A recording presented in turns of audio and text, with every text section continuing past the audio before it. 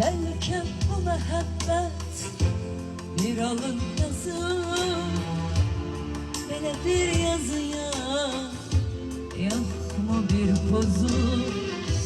Belki bu mehabbet bir alın yazı, böyle bir yazıya yok mu bir pozu?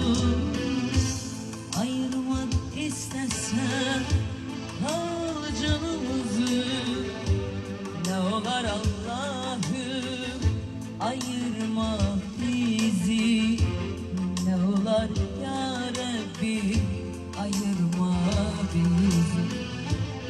Ayırmak istesem al canımızı, ne olar Allah'ım ayırma bizi, ne olar ya Rabbim ayırma bizi.